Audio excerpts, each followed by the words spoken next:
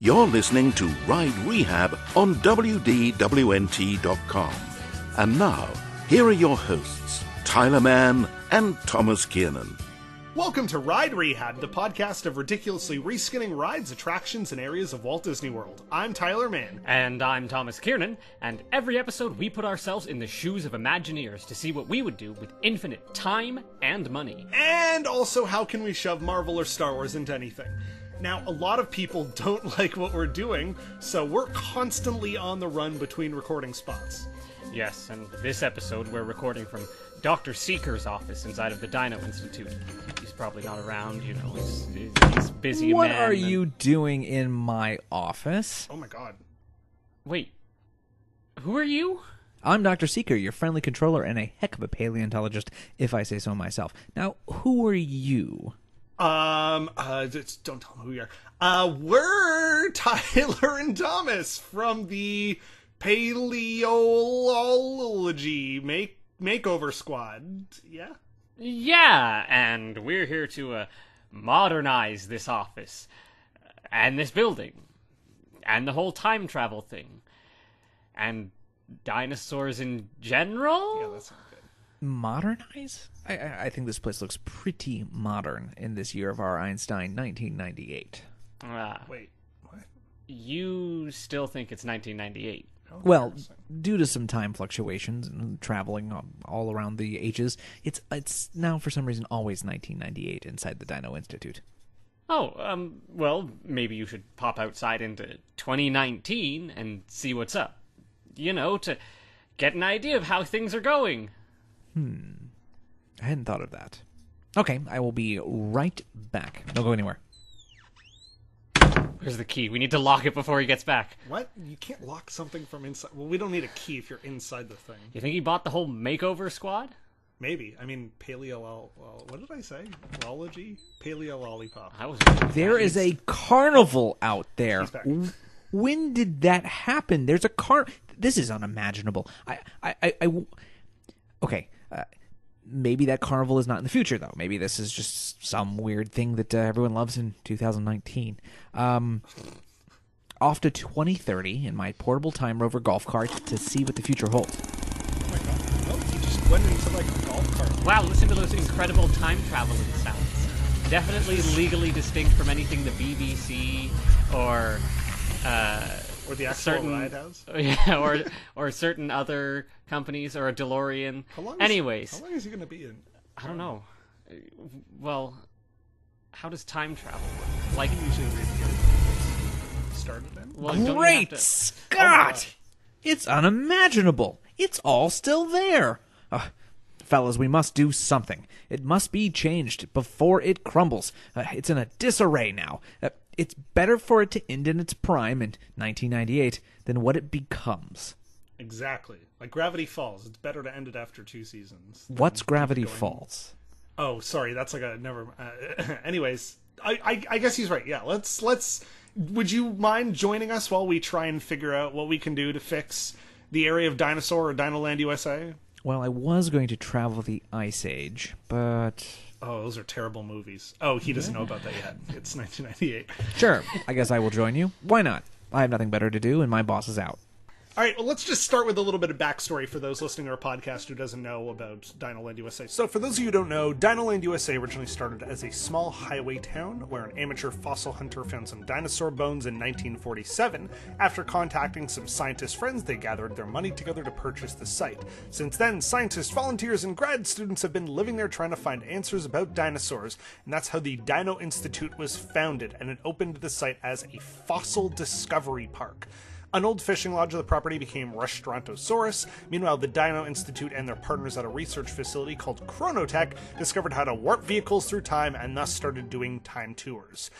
Chester and Hester, two locals, were determined to make a quick buck and converted their gas station into a fossil souvenir shop.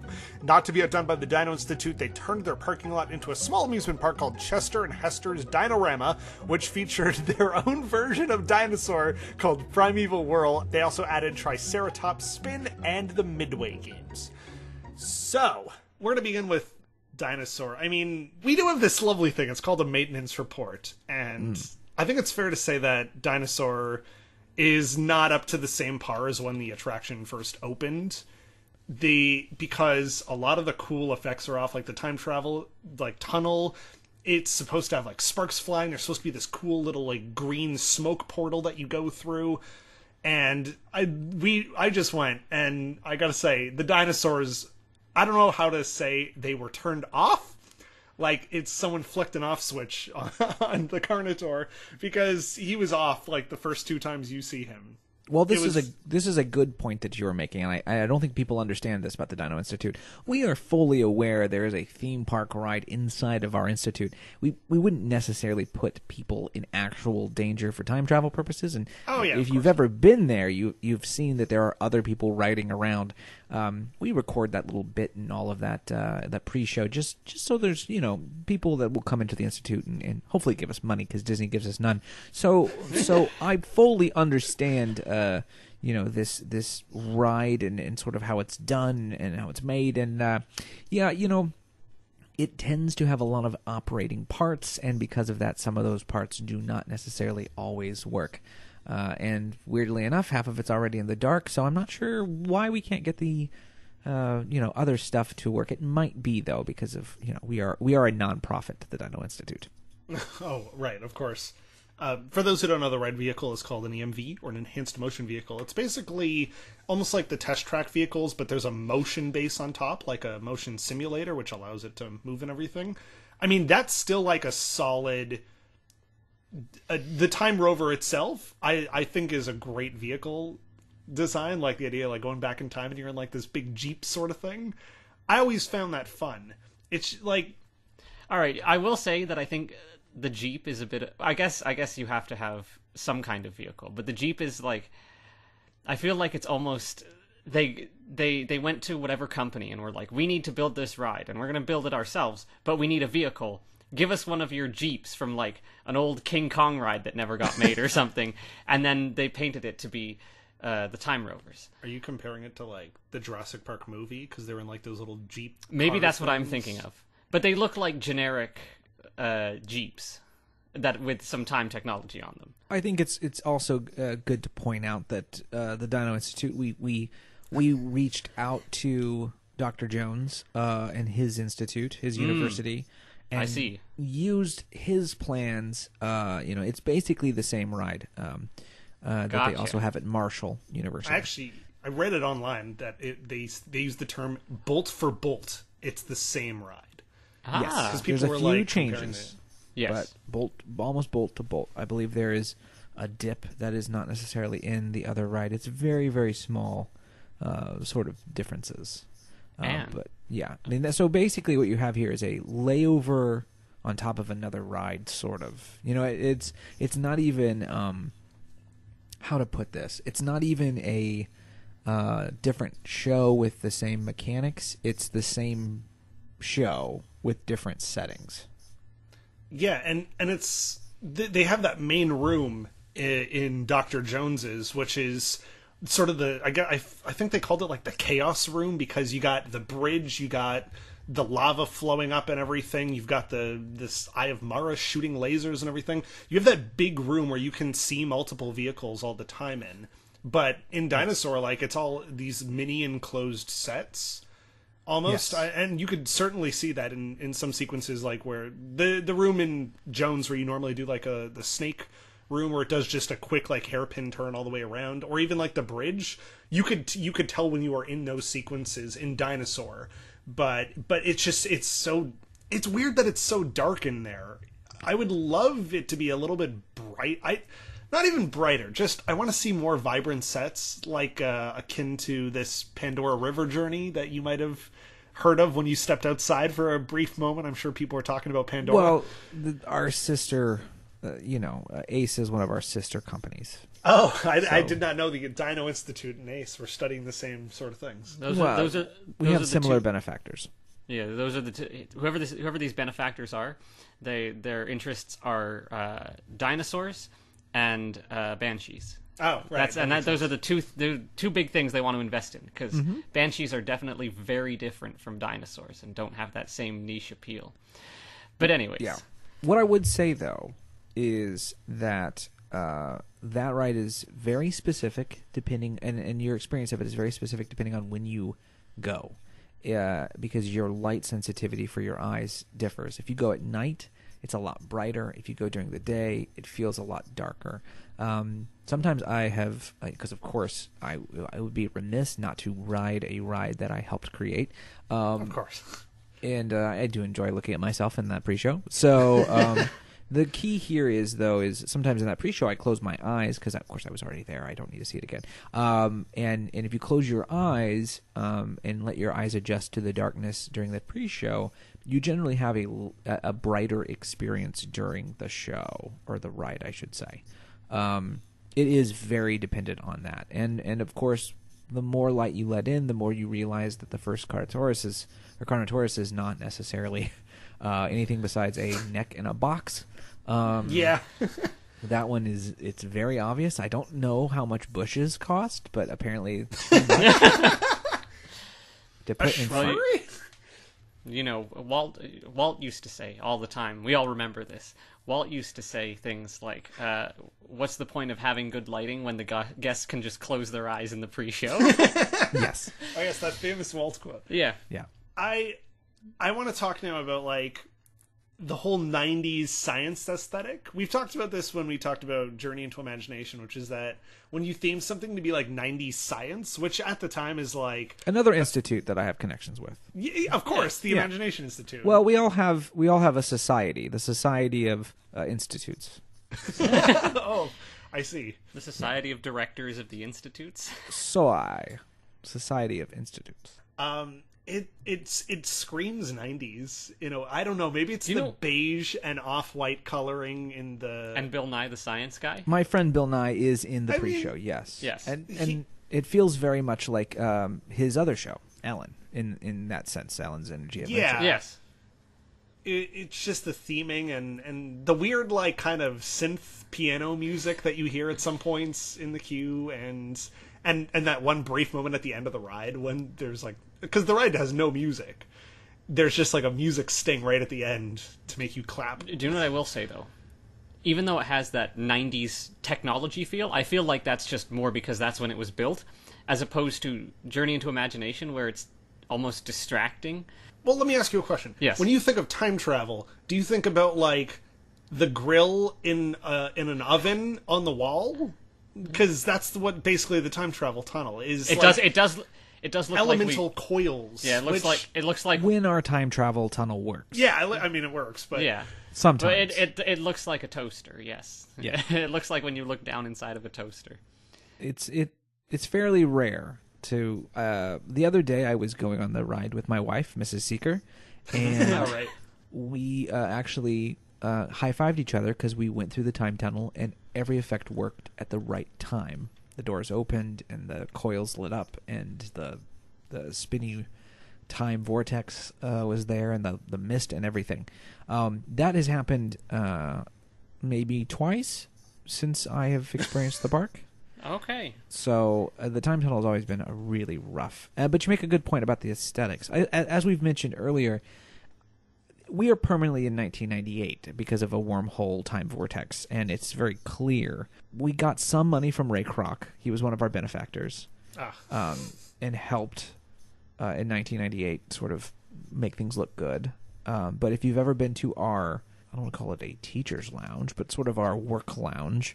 Yes. It is very much still in the, how should I say it, the modernized kind of 1998 look that we've grown accustomed to here at the Institute. Let's start there with like how we would sort of update this, because I've always said with the science aesthetic, if you're going to keep that, and let's assume that we're going to be keeping this for the future, you either go so far into the future that it's like crazy, like test track almost in the aesthetic of like Epcot future kind of retro Tomorrowland kind of vibes, or you kind of put it back in time where it's like steampunkish in a way where it's like, you know, the way, like, how do I describe it? You know, the way like Mystic Manor kind of feels, where it's like old timey, but it's still like placed in a time that's a little bit farther off than most people would remember, sort of thing. Like, I don't know at all what you're saying.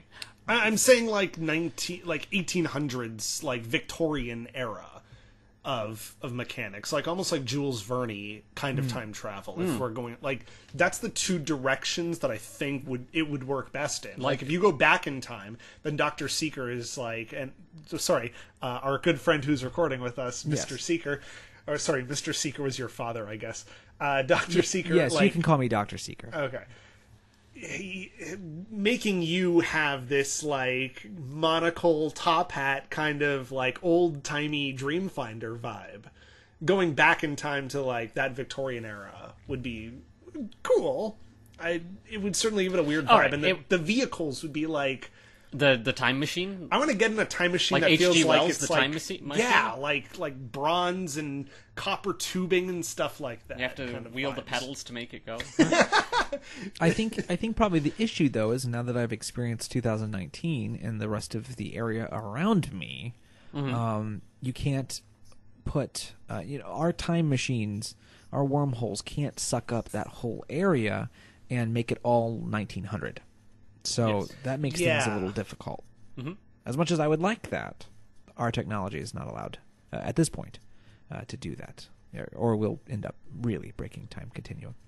Yeah. Well, the first thing I would do would be to rip the IP out, because this is an IP ride based on the hit film Dinosaur, Right. the CGI animated dinosaur film starring a brontosaurus with Benedict Cumberbatch's face. I know that reference. I've seen him in Starter for 10. But I would pull the IP out, and I would just focus on do they have another dinosaur movie? The other Good than Dinosaur. The Good Dinosaur. Well, Yes, The Good Dinosaur. So, by the way, when I went through the future, I did take a lot of time. I was in the future for 20 years. I don't know if I made that very Oh my clear. god. wow. So You look good for Thank you.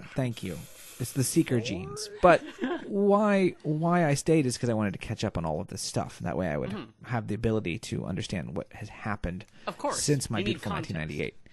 Yes. So I agreed that The Good Dinosaur is like the only other property that's sort of used dinosaurs. But I also would say that you could strip out all of our ride is not very IP oriented to begin And with.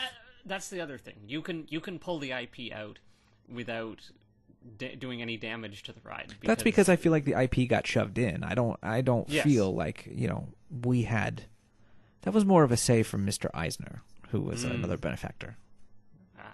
I mean, I'd be fine with like if it turned into Dr. Jones taking a visit over here, I'd be fine with that. I would love to see that area become more of like I mean, it doesn't fit with that's the thing. Animal Kingdom, it doesn't fit in. Yes. Well, I disagree.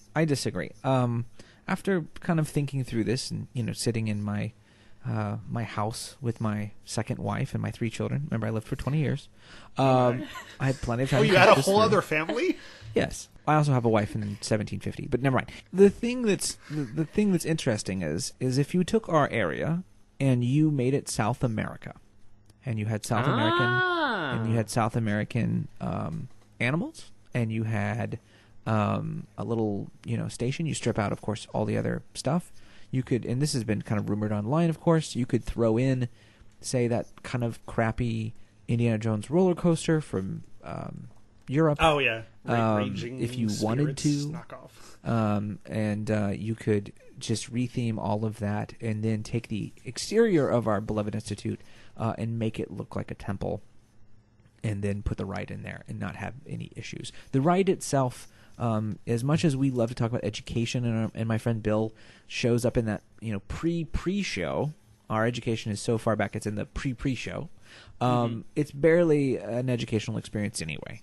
So, Yes. Because of that, there's no reason to act like we will be losing some sort of animal education experience. In fact, we probably gain more because the land itself will be showcasing animals from South America. I concur. I guess that's the one sort of. I don't want to say the one, because there's numerous regions in the world, but it's one of the regions that isn't represented in the animal parks. Because I'm thinking now about like the dig site and the playground and something like that. Like it reminds me a bit of like the Coronado Springs dig site. That's very Mexican inspired. Yes. And so I guess there is like the dig site. That's the pool, but it still has that theme of like big pulls up, looking down into like, I guess they excavated that kind of thing. And even though it's dinosaurs, I mean, there's still like other creatures that you can use if you want to keep the dig site, for example, but change the theming around it. You could have the Quetzalcoatl Yeah, chasing you throughout the ride. That would be neat. But let's pull back to that. Okay, I like this idea of South America. Let's run with this. If we turned Dinoland USA into South America, what ride would we put in there? Let's just do what they did and do a bolt for bolt retheming of it, keeping most of it the same. For me, just take the one from Disneyland. I have no issue with just taking that ride. Bring Dr. Jones directly from California. I mean, you could do it like if the texture's on the wall, like that one's a little bit more. I don't want to say Aztec-y kind of. It's a little bit more Egyptian-y feeling with a little bit more sandstone. I was going to say, I think the setting of that one is probably Asia. Yes. Yes, that would be. So you'd change it to you'd change the theming to be South American, Mesoamerican cultures. Well, I do believe, and if I'm correct about this, that the Indiana Jones Adventure, the Temple of the Crystal Skull that is in Tokyo DisneySea, is a direct, bolt for bolt of the Disneyland ride, but it is already Mayan themed. I believe it's in a big Mayan temple. So you already have a South American variation. In fact, they can copy 100% almost the whole kind of aesthetic, at least the interiors, even if they have to change the exteriors a little bit to make that happen. So it's all that is already almost perfect. There you go. Disney doesn't have to do any work. No. They can just do it again. Yes, and get people They to probably come still in have the molds. I'm sure there's tons 100%. of people who don't like that they're getting rid of people are always like that though. Dinosaurs. You can't hang on to it all. Otherwise, like he said, it's going to be crumbling in the future apparently. So there is a certain charm the current dinosaur has, I think. Yes. However, I think that charm begins to grow old the more you spend time on that ride. Much like we do in our lives. We just get older. That's all. Well, except me, because I travel through Except time. You, yes. Well, you travel through time, and I think that helps my pores. You remain the same, and Dr. Martian, her weird suit stays the same. Yes, and I always come back to the same time. Something tachyons, something Dr. Manhattan. Yes, something. My friend Steve Rogers. So it's an easy change, and I don't think that people would. I think it would be good. I don't think people would have that much of an issue. I of course, would miss my beloved Dino Institute, but as we've said, it's better for it to go out in its prime than to go out kind of in its worst way. And I think, seeing what 2019 looks like, 1998 is not looking as cool as I once thought. So, don't say cool. Cool is not. You're right. Cool. I apologize. The term is rad, and that's it. Yes, it's not as rad as it used to be, but I think that. People would get over it a little bit. I do believe that people do not, as I don't, like that carnival area outside. And if maybe you don't put a roller coaster, the Indiana Jones roller coaster there. Maybe you put more children's-oriented material. But at the same time, they're doing stuff over at Rafiki's Planet Watch and things like that. So there are things going on for children elsewhere as well. I have no issue with having those rides or some sort of child activity in the Dino Land area over Diggs County, but I would say that in its current form, it's not used that much anyway. I never see the carnival barkers really having lines of people coming to buy tickets to an experience that they can have at Busch Gardens or whatever. So I think that you can say, hey, we're getting rid of this ride that already scares the crap out of your children, and we're going to put in a ride that does not scare them as much, but it's still intense. And we're also going to add, more immersive, more fun animals, and some sort of South American play area maybe for children. And I think that would still go over rather well. For me, that feels like a grand success and a good sort of thing towards, the legacy. The legacy is untarnished of the Dino Institute. There you go. Let me move in that direction, and then we'll come back because we have some ridiculous concepts for dinosaur that we're going to have to shove in. So I just want to say really quick, in Toronto, and I promise I'm going somewhere with this, in Toronto we have this theme park, it's called Canada's Wonderland, and there is 2 areas in it called Kidsville and the Peanuts area or whatever. And those are your quote-unquote kiddie section of the park. And I've never found Disney World to really have a park where section of it is kiddie land. I mean, like, if we're going to take Walt quotes, I'm going to say that he looked at a carousel in a park and saw parents sitting on benches and thought, well, why aren't the parents enjoying it with the kids? And that's what Disneyland originally was. He wanted it to be a place where parents and children can enjoy everything together as a family. And let's be fair, I think we're all adults here. I mean, Dr. Seeker, you have your second and third family. I'm very old. Children. Time travel has been well to me. And I really don't want this area to feel like your Kiddyville, where you have your generic spinner and an off-the-shelf attraction, which I'm about to talk about as well.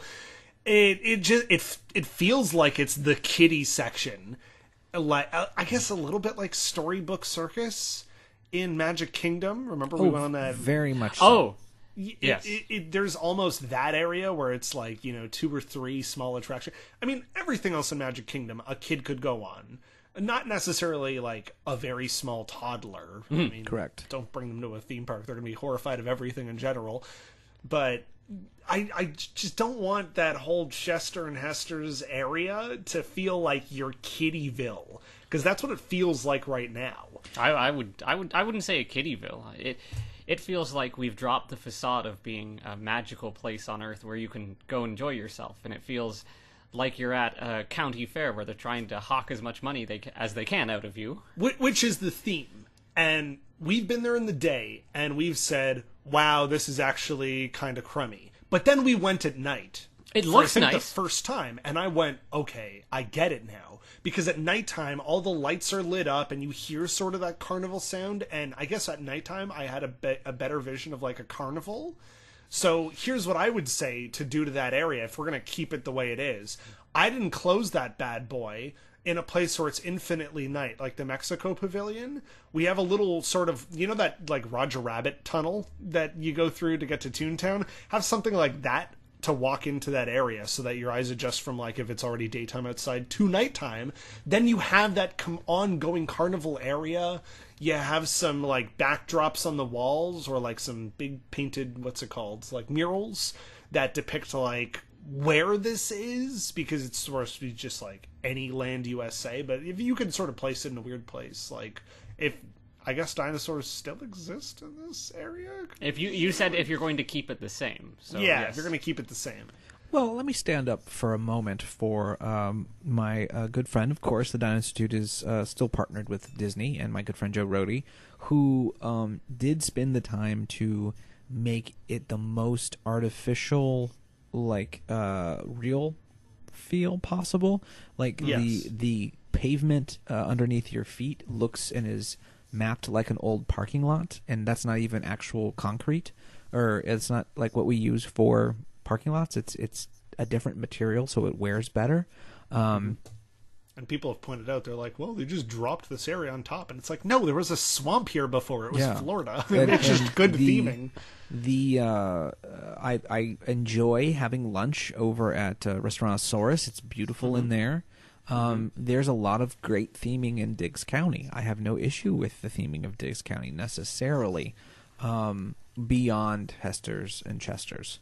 I think that is where things get a little rough. I think you could take all of that out. In fact, the other issue is they weirdly have this large dinosaur there as sort of like an entryway, but it's like a weenie that is then hidden behind a bunch of trees, so you can't see it from the nighttime show.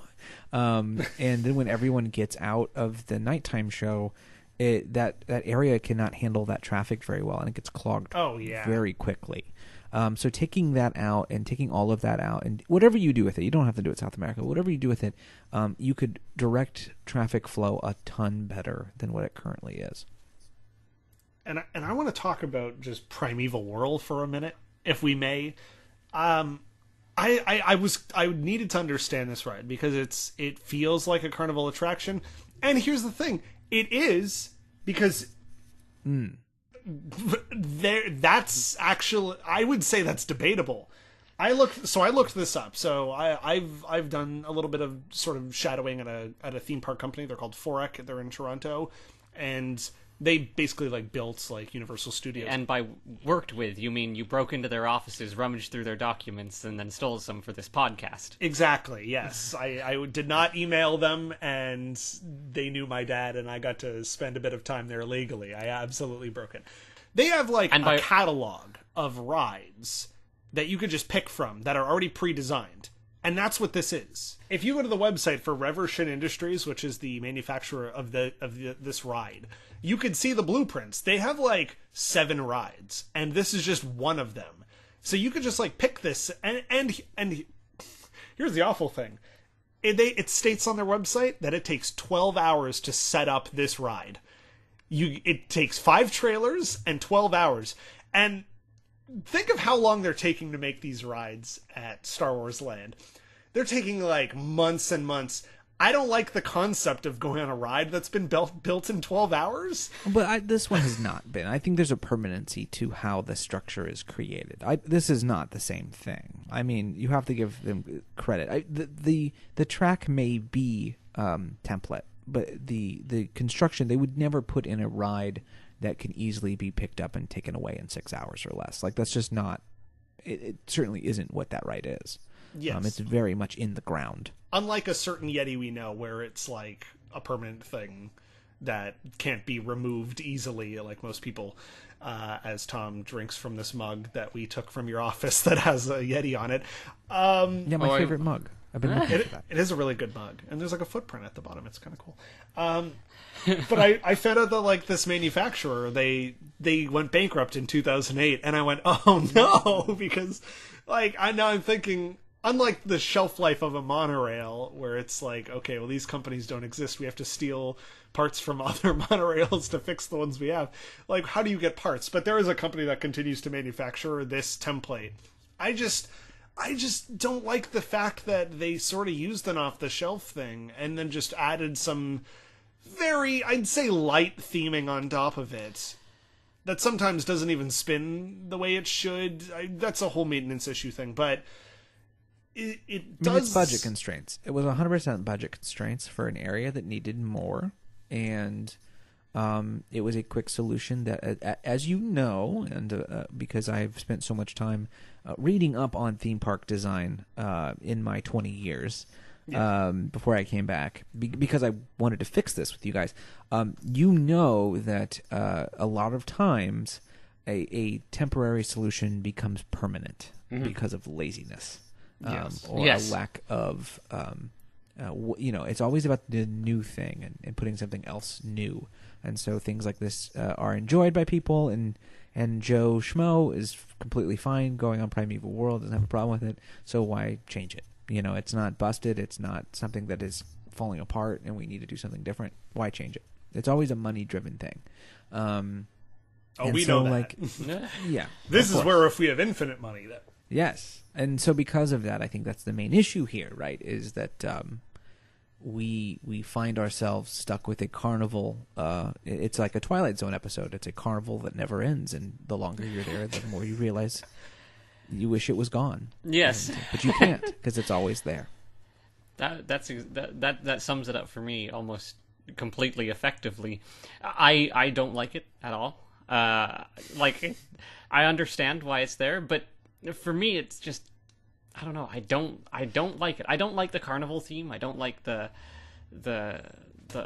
I can probably get out the words you're trying to say. Yes, please. Which is, the rest of Animal Kingdom is so rich and lush in detail, and taken from real places and things. Like, you walk into Harambe Market and you're like, geez, just at the detail and the textures of the walls, and it feels like it's real. And then you go here and maybe it's because we've been to carnivals before.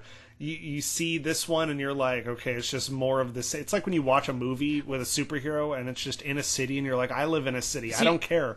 And here's my thing. During my youth, every year, there's the Norfolk County Fair.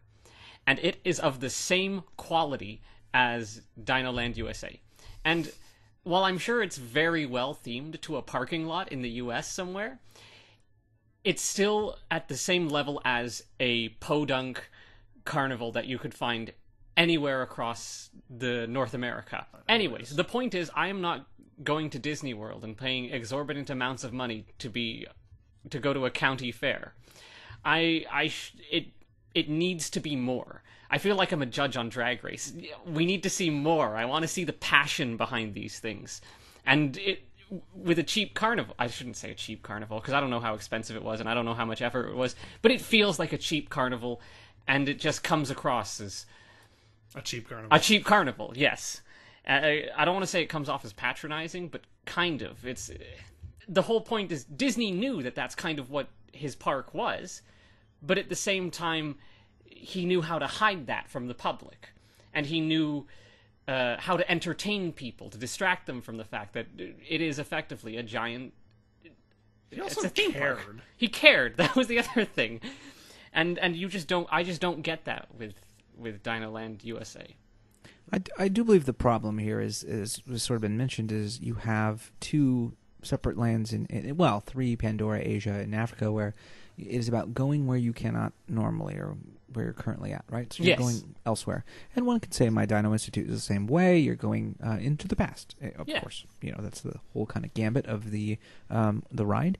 But Diggs County is like going to, well, you know, Nevada, or it's a dig site. And if you're from America, that's not very appealing. I'm curious, and I don't know, I think it's probably the same for Canada.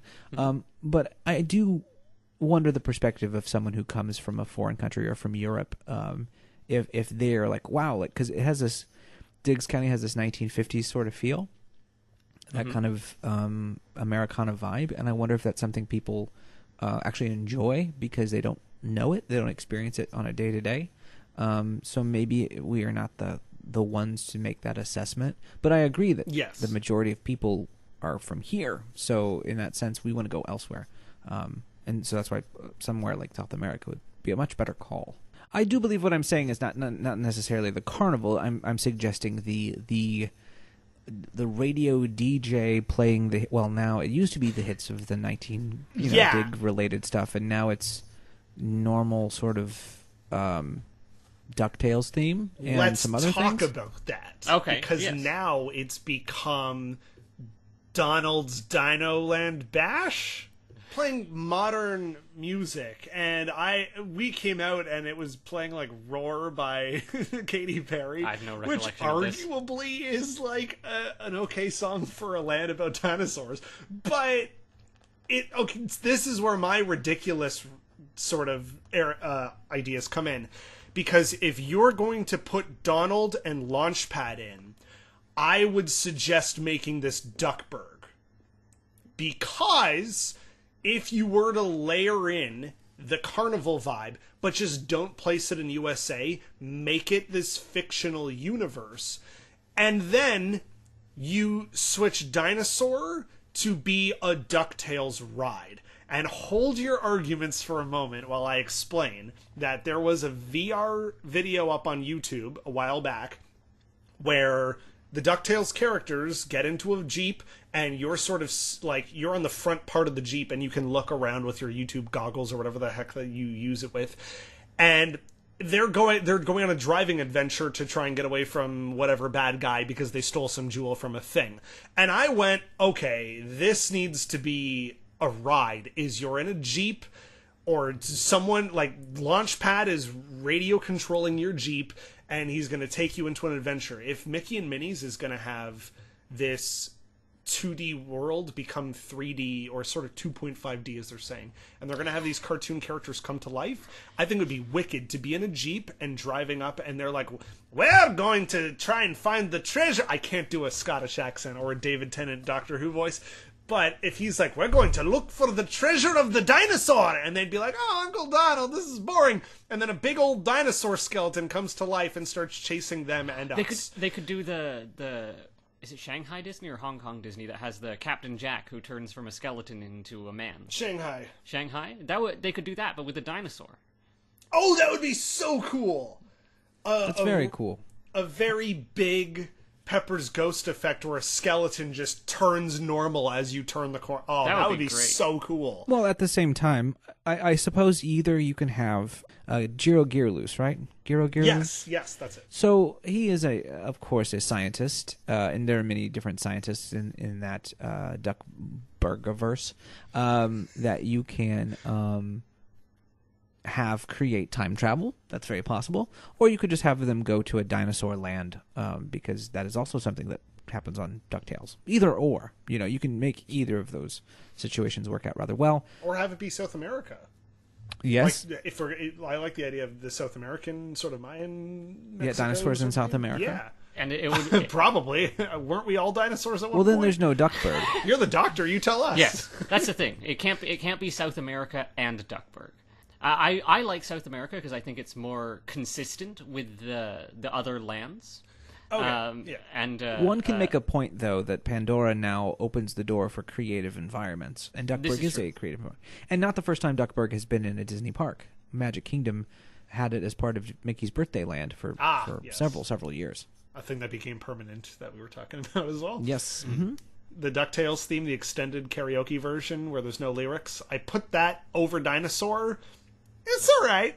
It's the same as when the Indiana Jones theme kicks in when the boulders rolling and everything. I guess that's the other thing is you can with DuckTales you have the benefit of having some nice music you can pump through the parks. The music in the show is great, and it always adapts to wherever adventure they're going to. I think that'd be really, really cool because this ride has no music, and we've argued about rides. Should they have music? Should Pandora? Who's pumping in music while you're on a Banshee? Or is it? But non-diegetic music. Speaking of sound, I just want to take it back to the dinosaur ride itself and say that ride needs to have the volume turned down on it. It's very loud, and sometimes it sounds like the speakers are having trouble keeping up with it. Especially at the end, right before the asteroid hits, the squealing, wailing sound that comes out of that comes and hits you along with a blast of air is so loud. Or the frequency is just turned up far too much. Yeah, one thing you can do is a DuckTales ride would mean you can use the same cars, but make them a little less bouncy. Yes, that's true. And you can have Donald being sort of in danger the whole time, right? Everybody else is doing just fine, and Donald and probably Launchpad are both. Launchpad is, of course, almost always getting bitten by dinosaurs, but can't see it or doesn't know what's happening. And Donald is, of course, holding himself in the jaws of a T-Rex or whatever, and keeping the jaws open. That would be great. That's Bill. Animatronic Donald Duck trying to hold a Tyrannosaurus Rex mouth open. That'd be great. Would they be realistic dinosaurs? Or yes, the dinosaurs, or at least they would be realistic in a stylized way. Yeah, I think that's a good call. Yes, where brighter, less accurate. Yes, exactly. And maybe we could actually have feathered dinosaurs. Wouldn't that be great? We finally see visualized and animatronic-made feathered dinosaurs like they're supposed to be. Or even crazy fictional ones. That's also true, yeah. And then just show, in the queue, whatever the queue might be, just try and show what those... we're looking for they would be looking for a fictional dinosaur, the Dodactylus or something. It's like a dodo mixed with a dinosaur or something. They're looking for a fossil of some kind to add to Scrooge McDuck's collection, and they stumble across some kind of artifact that's like the dead will rise or something, and then it brings all the dinosaurs back to life. The Dinonomicon? The Dinonomicon. That's not bad. Let's jump into... Now, I know it's 1998, and there's a little movie coming out in a year for you, and it was called Star Wars Episode 1. The Phantom Menace. Yeah. Sorry about that, by the way. I did see that, but I've also seen, of course, because of my time travel, I've seen 2 and 3 and the originals, and 7, 8, 9, 10, 11, 12, 13, 14, 15, 16, 17, 18, 19. Yeah, you've seen it. Yeah, he's lived through the past 20 years with us. But he's been to the future to see I've seen them. all I've of seen them. all Oh, of yeah, them. yeah. Yes. Well, and there's probably still more. But how would we put Star Wars into Dinosaur? Well, yes. Well, all right. Well, now let's get into the evil corporate side of things and put the biggest IPs we can into that section. Star Wars. I do have one. Yes. I do have one. Remember when Luke is in Dagobah and he's training and he goes through like that evil section of Dagobah? Where it's like, in there you will face your fears. Where he stands still and Darth Vader comes at him? What a great ride. Yeah. The Force Cave, yeah. Is it? Yeah, Oh. that's my dinosaur ride. Instead of going through like into the Temple of Mara or whatever, or Oh, so it's Dagobah. It's a Dagobah adventure ride. So what you're basically suggesting here, if I may They'll have some iguanas double check, and is you want corn E.T.'s snakes. adventure, but it's Dagobah and Yoda.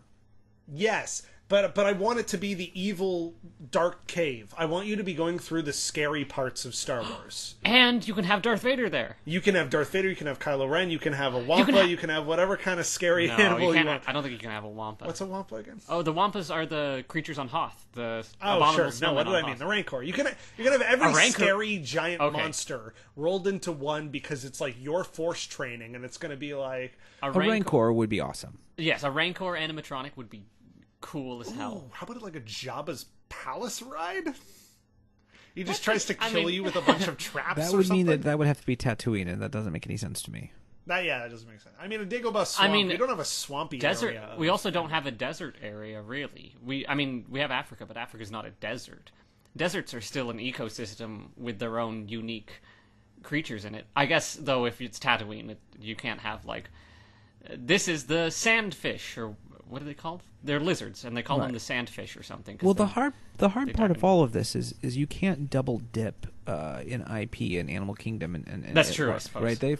They've already done Pandora, and because they did Pandora, there is already this sort of like, here check out these fake animals that are in our area.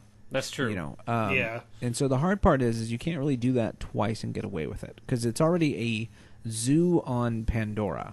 So technically, I mean, it's not, but it kind of is. Yes. And so this is a really difficult one because I don't think you can find a way to push I don't think you can push a Star Wars IP. I think you can make Marvel work very well, but I don't think you can push Star Wars. I was Anyone going to else say... thinking Wakanda? Yeah, of course, 100%. yeah, the problem I mean- Wakanda is Africa, basically. Yes. So and that's the thing. it doesn't it- really work. When inevitably more money is needed, and so they have to reskin things, they'll reskin Africa to be Wakanda.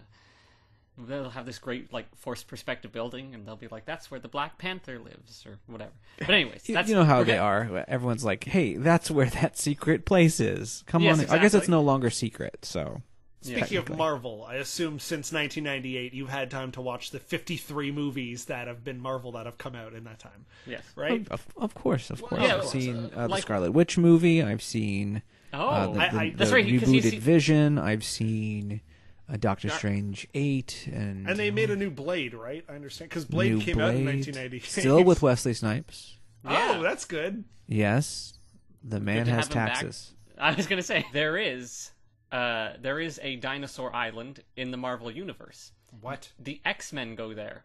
my God. I can't remember what the exact island is called, but I know that once you go on that island, your mutant powers stop working, and 2, that's where Sauron, not to be confused with Sauron from Lord of the Rings, Sauron the pterodactyl man lives, and turns people into dinosaurs. How hokey. Yes. Go on. It was, but you could... I can't remember what it's called. It's called, like, Genesis Island or something like that. But it was in the animated TV series. So now that Fox has been purchased, they can put the X-Men there and have that dinosaur theme and keep it dinosaur themed if they wanted to. I would legit... Well, first off, I need to read this comic now where the X-Men are on Dino Island. It's called the Savage Lands. I remember it now. X-Men Dinoland USA. Dino Island. It was. I want to go on that ride. It's called the Savage Lands. So, but anyways, yeah, that could work. Well, or no, I don't want to say it could work, but if you wanted to keep the dinosaur theme, you have a Marvel property that allows for Right. that. Two thoughts I have. One is it's a shame we don't own DC because Animal Man is just sitting there. Oh yeah. Well, I don't know how Craven Animal the Man would- Hunter. Oh yeah, Craven the Hunter. I suppose. Well, but kind but of. we don't but, own him either. Wait, what? I thought Spider-Man. Yeah, he's a Spider-Man Sony. villain. Oh yeah. Sony's not going to give that up Soon. any time. Wait, in the future, doesn't Disney purchase Sony as well? We'll find out, won't we? AOL does. They make a great comeback. AOL? I thought you wouldn't be able to tell us because, messing up the timeline. No, I already know that you don't invest well, so it's fine. Yeah. That's fair. Yeah. We're probably dead, by next week or something. Oh my god. But anyways. You would have told us, right? No. Can't. Wait! What? What about a Doctor Who ride? No. It's a No. TARDIS rover. What are they going to do? Shove you in a little box and then just have it, fling around? So, Ant-Man, of course, is an interesting prospect, but Ant-Man, for me, I've always wanted Ant-Man to take over its stuff to be a bug. So, that's already sort of called. Okay. I mean, that could work as well. Because that's about bugs, so that works. The problem guess... is we don't have any sort of dinosaur MCU, at least in 2019. I can't tell you about the future yet in the MCU, but in 2019, we don't have any MCU characters that are like dinosaur-y at all, or even animal-y. I don't think.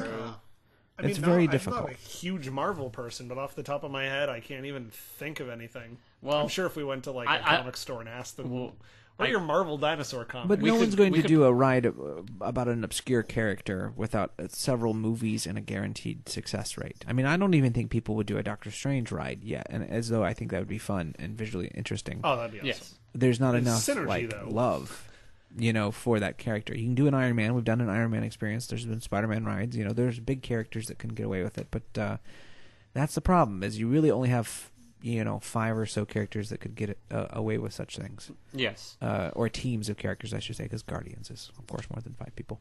Yes. Thor, I guess. I don't know. Asgard there? Sure. I don't know. Well, I think we can safely say that, given our weird suggestions, that Marvel or Star Wars would not be going into anytime soon. Well, so that people can rest assured. I guess that's a kind of comforting thought, is that Marvel and Star Wars do feel out of place there, which... I mean, maybe they'll shove them in anyways, just because money. But it's hard to make them fit, which I think is the bigger thing. Here's another idea. Yes, Zootopia. We've talked about this. Go on. Well, we put Zootopia there instead of say elsewhere, and the ride is the city of Zootopia, and you are in a little taxi. I think we broke into the Imagineering offices a while back, and we came up with a concept where it'd be called Fast and the Furriest, and you'd be in a ZPD training vehicle, like a cop car, and you're driving along with Nick and Judy, in the front. Oh, and you did that inside of Dinosaur. We actually put it where Rafiki's Planet Watch would be. We had the Zootopia train going to the ride. And then you get on the ride, and it would be an ECV. It would be a motion vehicle. Oh, for sure. Through the streets of Zootopia. Well, you already have the area already. You just lose the train, basically. And we have the ride already. Yeah. Yep. There you go. Easy. We made a Zootopia ride for you, Disney. With the rest of that area, though, the rest I of guess that area would be. Yeah, you just make it more of Zootopia. And you just have that's the bank or the police station. It just starts at the police station. Yeah, I was going to say it starts at the police station, then you have this nice forced perspective dome for Zootopia, or I guess you could make a miniature in the ride. Or City Hall. It should be City Hall. City Hall. Yeah, that would work. It is arguable if the Finding Nemo Theater in the Wild, counts as this area. Because it sort of exists as this void between Asia and here. On websites where I've been doing research, it does list that theater as part of this area. That's fascinating. It doesn't really, but you would put your Zootopia thing in there. You'd put that theater would become some kind of stage show. It's Zootopia, the stage show. Oh no, but there's no music. Festival of the Zootopia. There's Try Anything, and then there's all Festival the pun-based Food Rocks-esque animal songs we can come up with. There you go. And you could do fun puppeteer stuff. And facts about animals. Yeah. Like Warhorse style puppeteering. Or a retelling of Zootopia. Because those are the only 3 types of Disney shows that get made. Look at these characters. Remember this movie, and then Nick Wilde will be like, hey, that's not how it happened. And then we'll be like, who are you? Even though we know who Kristoff is. I mean, we know who Nick is. Anyways. I think I agree with our good friend Dr. Seeker here.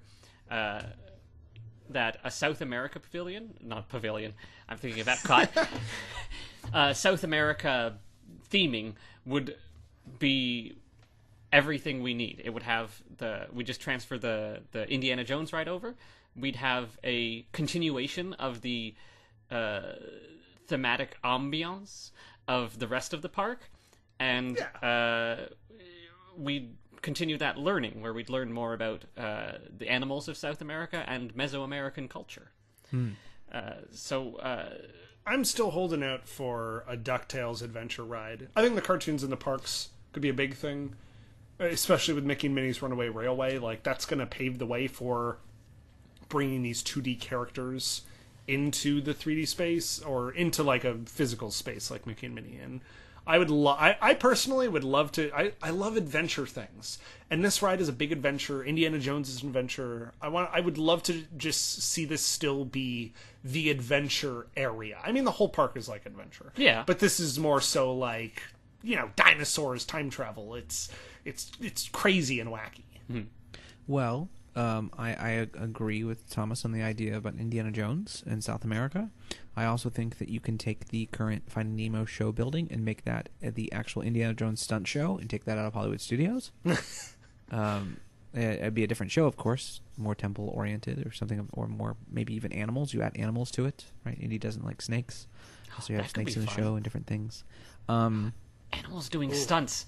Animals doing stunts! Write that down. But I think that from seeing what the future holds for my beloved, Dino Institute, I think that for me would be the greatest sort of ode to that area. Of course, it's not about dinosaurs anymore, but it's still educating people about animals and about maybe even their history a little bit because of using the land and talking about South America. I think that's all sounds a lot of fun, and people will still get a thrill. And of course, Disney saves money because a lot of the stuff is already figured out. Mm-hmm. We didn't even talk about the education, but yeah, like there's this other park down the way that has fictional information about dinosaurs and makes them appear as though they're still alive and everything. This is the area of like the only way to see dinosaurs is to go back in time, and we have this little museum in the front. We've learned a lot about dinosaurs since 1998. And I think forwarding the ride by bringing in what kind of new science and things we've learned, like the visual of what a dinosaur could be, I think that'd be amazing. If it did move in that direction where it does get that kind of update.